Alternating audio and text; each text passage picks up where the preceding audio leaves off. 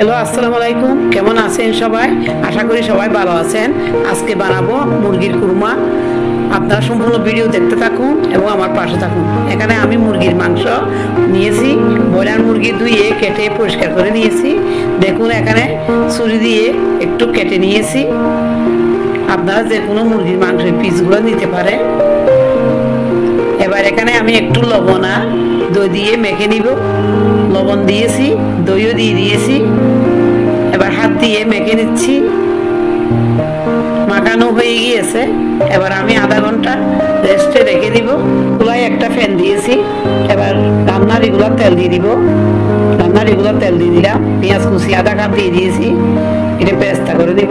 দেখুন এখানে এলাচি নিয়েছি 6টা, লবঙ্গ নিয়েছি 6টা, দারচিনির টুকরা 6টা, জয়ত্রী নিয়েছি গুঁড়া করে, তারপরে স্টার নিয়েছি 2টা। এগুলো সব মশলা একসাথে দিয়ে দিলাম। এবার দিচ্ছি 3টা তেজপাতা ছিঁড়ে। এবার একটু 1 মিনিট ভেজে নিব। আমি এখানে এবার পেঁয়াজ বাটা আধা কাপ, 1 চা চামচ রসুন বাটা, 1 চা চামচ আদা বাটা সব একসাথে দিয়ে দিয়েছি।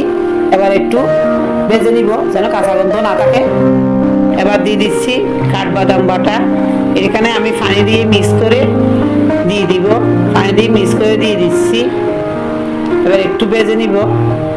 দিয়ে দিয়েছি ম্যারিনেট করা মুরগির মাংস। একটু ঢাকনা দিয়ে সিদ্ধ করে নিব। দেখুন একটু পানি বের হয়েছে। এভাবে একটু নেড়ে ছেড়ে কষিয়ে নিব। আবার ঢাকনা দিয়ে দিলাম।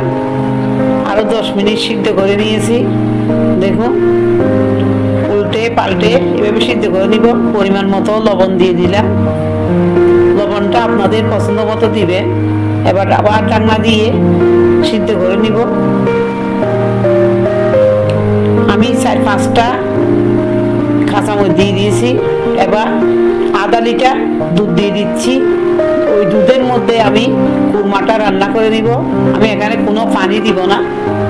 এবার ঢাকনা দিয়ে সিদ্ধ করে নিব। দেখুন এবার দিয়ে দিচ্ছি 1 টেবিল চামচ ঘি।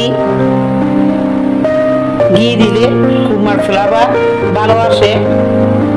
দেখুন কিছু কিশমিশ দিয়ে দিলাম। এবার দিয়ে দিচ্ছি 1 চা চামচ চিনি। চিনি দিলে কুরমার টেস্টটা বেড়ে যায়। আপনাদের যদি ভালো না লাগে স্কিপ করবে। দিয়ে দিলাম গোলাপ জল। এবার ঢাকনা দিয়ে আর একটু সিদ্ধ করে নিব।